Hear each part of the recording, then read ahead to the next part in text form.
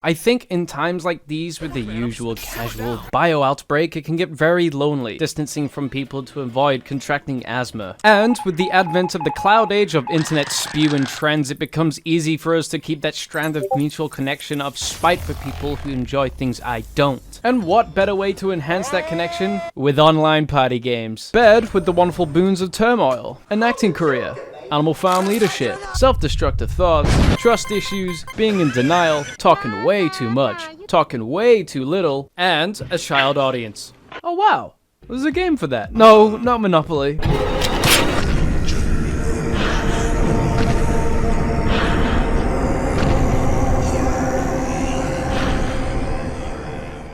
Among Us is a game developed by the same guys who did the Henry Reddit Man, a game where you may have seen 200 pounds of pure muscle mass play in the past half decade. God, it's so good. It's so goddamn good. That's the thing, it's so good. It's just so funny. Its presentation goes as a colorful flash game that many of us will be familiar with. It is set in an Orwellian future, where the plot establishes that one person is always on the admin terminal right now, and you look really sus and I'm calling a meeting. Among Us. You may not have heard of this game. It's very niche with a cult-like following, a similar following from other nostalgic classics like Terraria, Minecraft, Fall Guys, and Fortnite. It is simple to learn yet harder to master, and through rigorous hours you end up exiting the game with a master's degree in psychotherapy, minus the lifetime debt, and it only took 7 hours. Alternatively, if you don't have the time, every start of the game, blame the same one person in your friend group of being the imposter until A, they find new friends worthwhile, or B, they're a masochist. This commentary on fragile society was released back in November of 2018, but recently has picked up notoriety because of the strangers I donated my pension fund to began playing it frequently. If you've ever played Trouble in Terrorist Town, Town of Salem, or jumped through different friend groups in school, you may be familiar with this. The game consists of 10 players max, and depending on what grade the host got in math class, you may end up with 3 killers instead of 2. The goal is dependent on your role. Crewmates of the Tri-Optimum spaceship have to fill out their tasks in the map, and unlike American police, the quotas to fulfill that day are very small in numbers. If all crewmates fulfill their duties, the game ends and the killers lose. Just like working at an Amazon warehouse, they do not care that you're a minimum wage or are murdered by a machine powerhouse. Awesome. Do something as safe as entering your credit card details for the new Rick and Morty Funko Pop. You are susceptible to...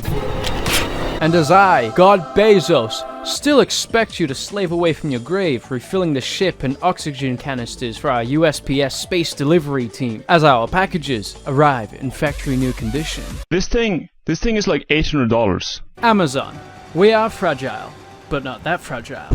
Just like real life, being dead sucks. You can still finish your tasks, but the charm of being chased for the first time in your life is ultimately lost. But if you listen carefully, the echoes of the damned can be heard in all 4 quantum corners of ghost space. The tasks consist of multiple minigames, which range from menial to just watching a loading bar, which is really hard to consider as gameplay. These aren't taxing at all. Actually, the difficult task of this game is to set up a time and date, round up 8 people to play with, only for when the time comes, only 4 people turn up in the Discord call. And in the end, the real gameplay is socializing, which I understand is very hard for the majority of the player base. So, how do you join a friend's game? Well... Many say there was a time just after it blew up in popularity. There was a chance that you'd join someone else's lobby with the exact same room code. And good luck joining your friend's lobby, because the room code system is a carbon copy of the Red Eye Orb from Dark Souls, allowing random strangers to enter your domain. Luckily, I have the Black Separation Crystal. Its mark can still be seen in the scriptures of the cave's walls. When in-game, you're unable to talk to the crewmates. A message pops up telling you to shh. A lot of the time, it is just subconscious coordination, and that is elevated by the brief periods of talking to people when either a body is found or a meeting is called for. This period is for civilized conversations of caution, no one siding with anyone, but stating their experiences, establishing an incline in trust. You could be talking to the potential imposter. Pay attention to how they sound, not what they say. You may hear discrepancies in their tone. Dopify, I think Jordan might be suspect because she's got that like imposter. Yeah, she got that like female voice. Are we blaming women? Yeah, we're doing women. Yeah, women. A mesh and filter of deception, the hiccups of laughter in their delivery. Among Us. Be like, Just kidding, these rehab meetings can fall flat into a shouting match between two people if not enough evidence is found, making them both look bad, which is followed by every other crewmate looking suspicious in game just because they finished their tasks and needed to be next to someone to reduce the chances of being killed. But that person could be the killer. So you end up spamming left and right to someone, which is the equivalent to crouch spamming in TF2 when you're bored of getting slapped up, so you just want to show that you're friendly. Actually, they've been around me for a while. I actually think they're set. To get the upper advantage, I've started spying my friends through the windows at night. I see every move in their ligaments, what time they leave their desk, their nightly habits of binge drinking and crying in the bathroom. The game never ended, and you never knew. Huh? Wait a minute, what was that click?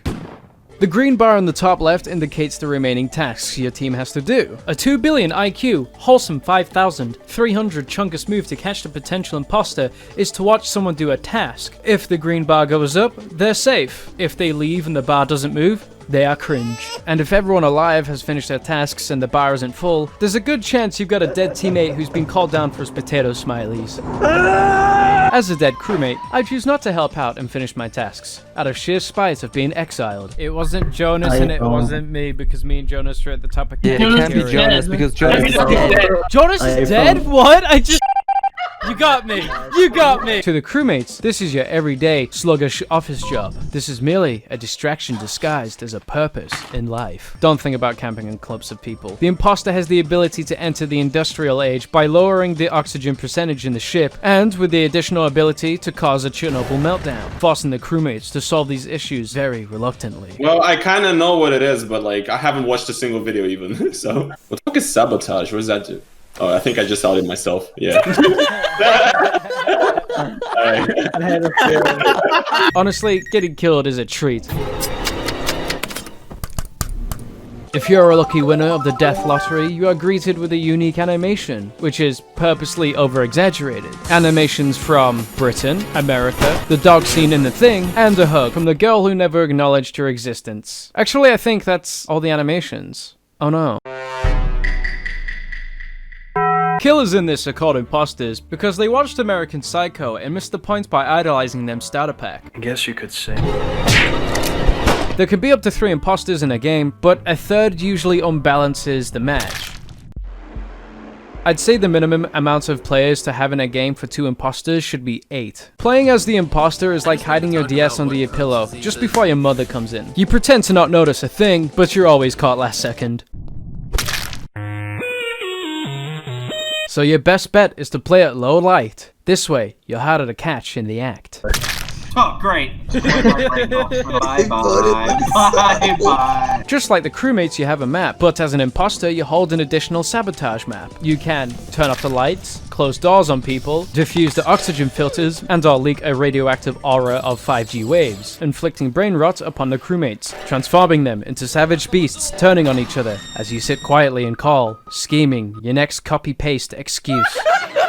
Finally, I can play my favorite video game Kino in peace. Let me ask you. Deal or no deal? Yes, give me the money. Oh. Usually, if you're an imposter and your teammate is dead, pray he isn't tapped out purchasing consumer goods. Dead imposters are actually incredibly useful. Just like real life, dead people have a clear bird's eye view, removing the restricted vignettes players are usually limited to. This makes it easier to shut people out before they enter, buying time in bulk from the black market. Imposters are not affected by the 5G radio waves. Actually, if the oxygen and the radioactive leak timer runs out, the imposters garner an instant win. But to be honest, the only scenario where I can imagine the timer runs out is because the crewmates are too busy doing their own tasks, assuming someone else is gonna fix the problem for them. Born to poop, forced to wipe.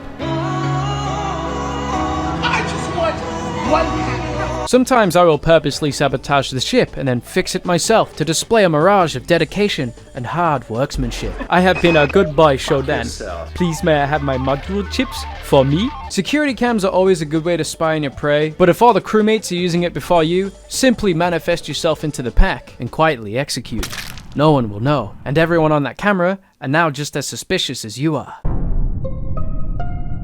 Anyways. Where? Guys, I think it was great. Just make sure the person is there by themselves or there's more than 2 crewmates. It doesn't always go well. My favorite tactic as an imposter is to handpick my alibis. Walk with them, pretending to do tasks with them, and keeping them alive. To be an imposter, you mustn't think like an imposter, but the regular crewmate, and spot suspicions in the innocent. Or just play completely neutral in every game, both as imposter and crewmate, so you're inherently hard to distinguish. Do this, and I'm removing you first, because you know how to play the game. Good. That's one less loose end. As an imposter, where you kill is just as important as who. The most common way to get caught is to go into an area with a single exit point, kill, and then leave. You may recognize a scenario as such. You know when you and it's like, then it's like, I saw you come from electrical. and you Hoping that no one saw you enter electrical or remember your color but don't want to run in the risk of being caught exiting? Ventilation doesn't exist just for oxygen, you know.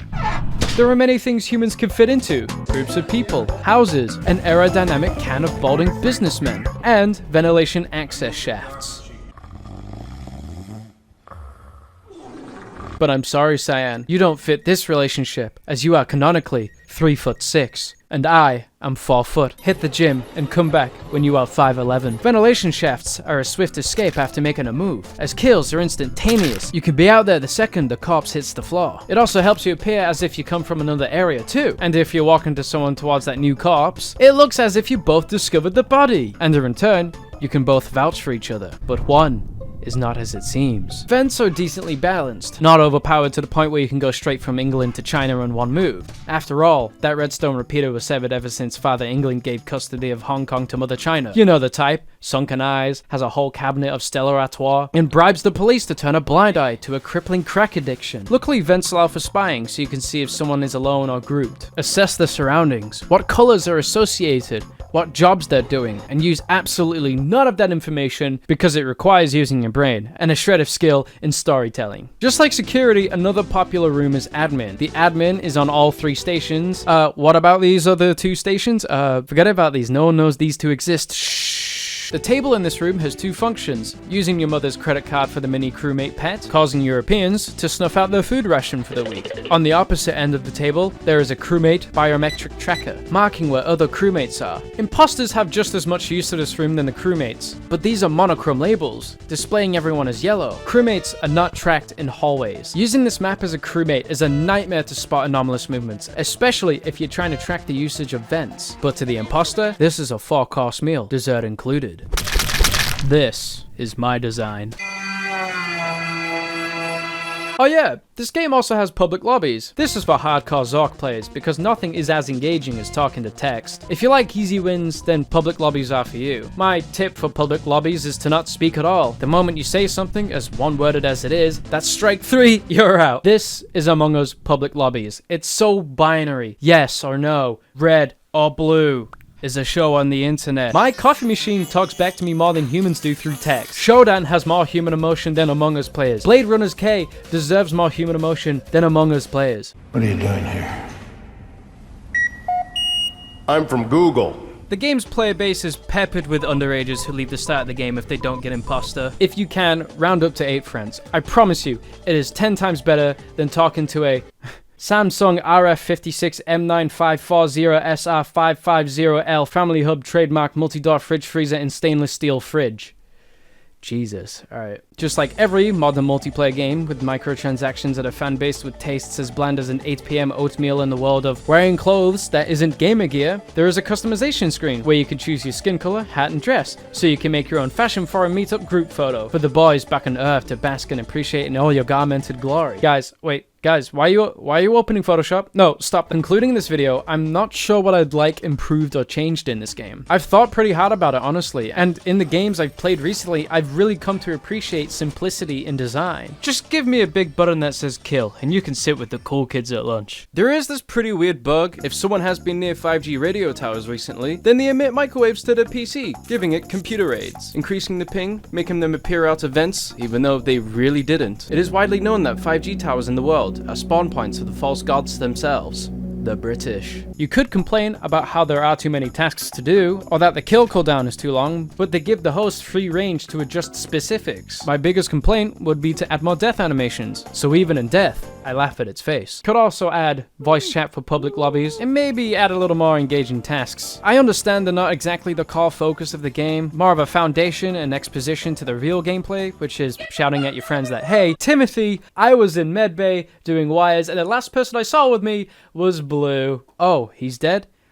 I really couldn't tell you how. If the minigames become monotonous, you can try out the other stations, which do have other tasks in them. But keep in mind, the map layouts and flow that inherits it are unique to the Skeld. Mirror HQ is mostly one-way corridors, so you are forced to use the vent slot as the killer. But as a crewmate, security cameras are absent in this map. Instead, you have a hallway tracker, which after trying to track people and narrow them down, you might want to end up scarfing down a whole box of ibuprofen. But with the map layouts, it can still be fairly simple to follow people without the tracker. Polish almost removes narrow hallway usage. Instead, now you can enter plain sight while you trek to your next task, making it harder for the killer to pick targets.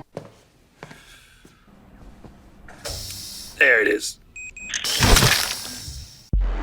The best way to kill as an imposter on Polis is in secluded areas. My favorite is the specimen room. There's a decontamination airlock door which requires the player the patience of watching the entire Harry Potter franchise to enter. The flow of the game is too fast to be waiting 12 seconds to reach a task, so usually crewmates are reluctant to enter it first. But if so one chooses, it's a free meal on your loyalty card. Honestly, I'd like to see more stations in this game, and I'd love to see more metas that the internet can juice out of it. Luckily, Henry Stickbug is working on the second installment to Among Us, or was. The second game has now been cancelled, and whatever was going to be in that game is now going to be updated into the first game. And think about it, why make a second game to an already extraordinarily popular game with a huge audience? Making a second game will just divide the fan base and potentially lower player numbers. After all I've discussed, the game is minimal from an outsider's view. How much the game offers or how fun it is down to who you play it with and who they are as a person. There isn't much the game offers, but what makes it is how the players use what it offers. To prevent the game from becoming a Groundhog Day sequel, people are spicing up the game by artificially creating game modes, such as hide and seek, where the imposter usually waits a minute before the hunt and during his search has a narrow vision. Optionally for the crewmates, the lights can be turned off. Pronoun names. All your friends pick an individual pronoun for a name, so when meetings are called,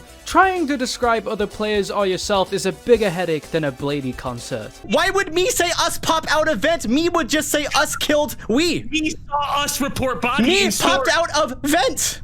Me? I am having breakdown. The black and white game mode with barcode names, where you get a degree in C++ to make your game monochrome and everyone shares the same name, universally the barcode name. This game mode appears as is. No one knows who's who, and it's the second time anyone's seen something related to Shades of Grey since they've moved out of their parents' house. This makes it easier to kill out in the open and be a bit more reckless with minor distinguishing features. I'd like to see these ideas integrated into the game settings in the lobby, or even a community game settings section, especially for the black and white game mode, so I don't have to perform software heart surgery every time I play a game. There is a hotkey for a grayscale if you're lazy like me. This is found in the color filter settings, the same place where you turn on the grayscale. At the end of it all, this video reads none other than a manifesto, so I reckon it's probably a good idea to end it here. I've got to go. I've got to call Lester to get rid of my 5 stars. Thank you all, bye.